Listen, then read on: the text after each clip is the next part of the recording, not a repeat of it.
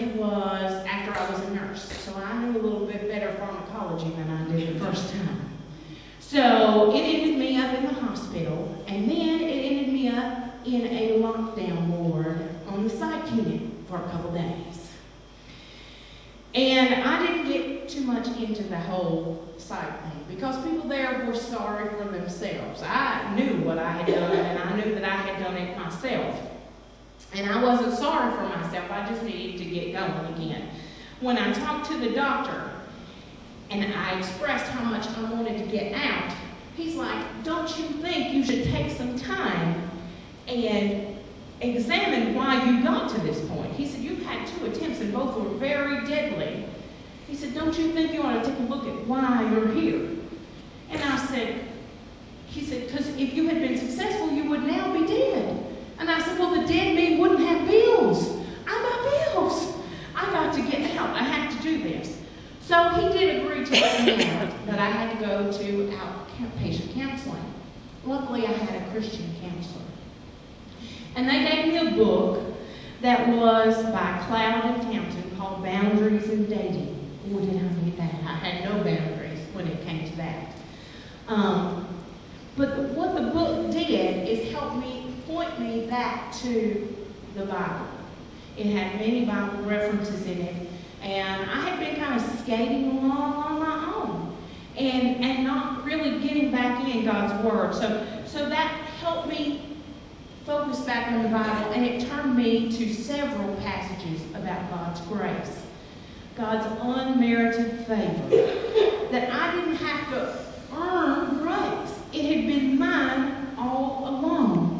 Have you ever, done laundry, and as you're putting your hand in your pocket, you pull out some money, and you're so excited, I found money in my pocket, whether it's $1 or $5 or $20. You're like, oh, I found this money, but it was yours all along. The dryer fairy didn't put it in there. You had it all that time. You just didn't know where it was. And that's the way grace was with me. I had it all this time, but I didn't know to fall on it. I slipped at times even after that, falling back into my old me thinking. And I kept thinking, but God, I have let you down so many times. And maybe you think that too. Maybe you think that you've let God down. But you know what? We cannot let God down because we don't hold Him up. He holds us up. And, we did a Bible study here last year, Beth Moore's Believing God. And when we took that Bible study, there was a portion where we had to look back over our life and write it out as a timeline and look at the story of our life. And when I look at the story of my life, if I look at it where I'm the hero, it's a pitiful story. Because all I do is fall down and fall down and fall down. But when I look at it, when God is the hero, every time I fall down, He's there to pick me back up. He is faithful throughout, and I'm still going to fall, and He's still going to pick me up. So God has steered me through and put me in better situations, and He's moved me away from situations that I so badly wanted to jump in. No matter how good it looked, He knew best. He knew best. This year I had heard about the My One Word campaign. And in that, you pick one word and then you pick a verse that goes with that word, and you focus on it during the year. Well, my word this year was sufficient. And I started with the idea that I was going to cut myself a little slack, and that I was going to know that I was sufficient for what I had planned, and that I didn't have to be such a perfectionist. And my verse was 2 Corinthians 2:19. Each time he said, my grace is all you need. My power works best in weakness. So now I am glad to boast about my weakness, so that the power of Christ can work through me. And as the year has gone on, this has come to mean another thing to me altogether. Not just cutting myself some slack, but finding joy in my insufficiencies. because it shows how wonderful God's grace really is, that He will provide all my lack as long as I'm in step with Him and seeking to do what He would have me do. This time of year we hear about peace a lot. Peace on earth and goodwill to men. And we are in that constant hunt for peace.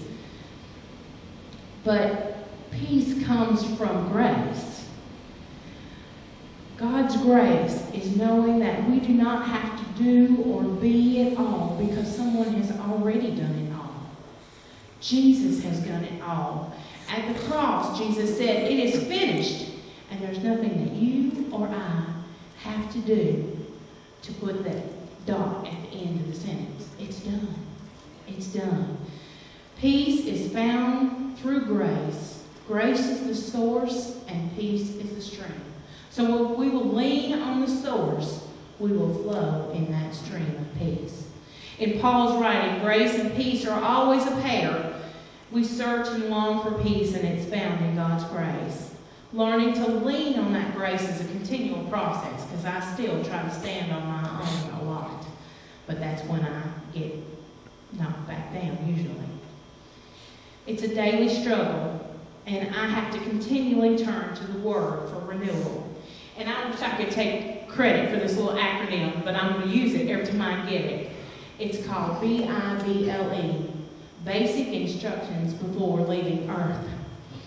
And I don't get to decide when that departure is. He's already made. But while I'm here, I'm going to listen to what He says. I'm going to have an open and obedient spirit and continue to do what He would have me do through His abundant grace. For it says in Philippians 4:13, I can do all things through Christ who strengthens me. Sometimes God doesn't save us from a thing. He saves us through a thing.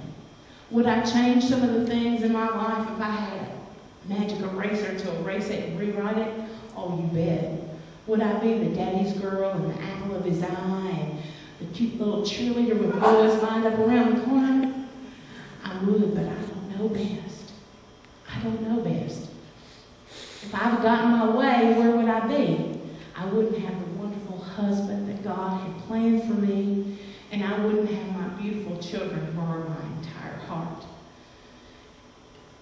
I want to share my Christmas card with all of you as we celebrate this year, and I want you to remember that Christ was born to die just for you.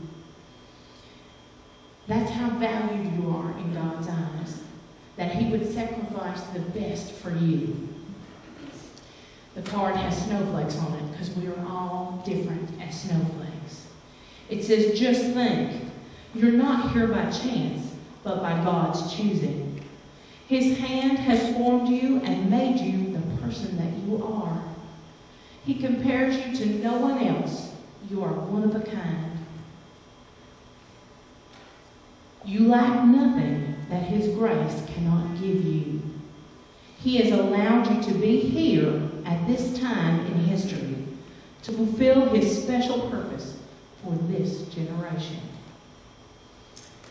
So as you look back at your life, think of it as a history or a story, and look at it with God as your hero. And I think that you'll see that it is an absolute beautiful story that way. And one more indulgence I'm going to ask, I'm going to sing for you.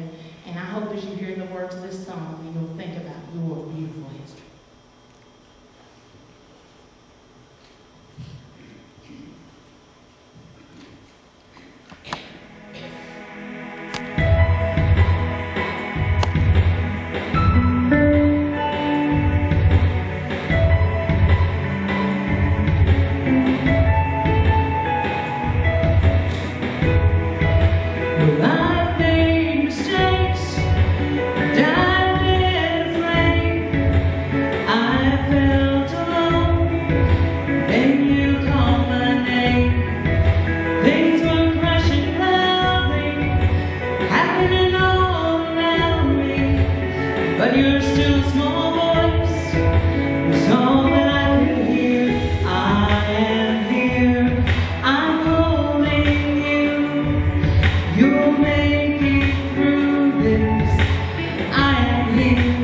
I am here.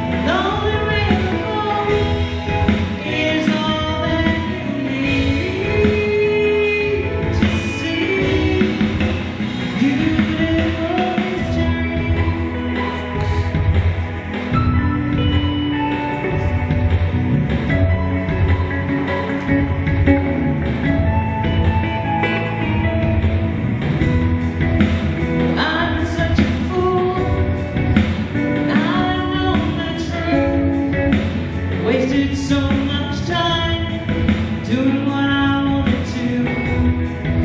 I've been living solely for myself and myself only, but your still small voice is whispering. Never you run away, never you lose your faith. It's just another stronger being on the page. Though the real hope is all that you need to see. Beautiful history, toss and turn and scream, try everything to be on the ground. Just keep on and telling it. We're so far from home, maybe they all know. And then I hear you say, I'm here, I'm here. Never you run away, never you lose your faith. It's just another stronger here on the page. Though the real hope is all that you need to see. Beautiful history, beautiful history,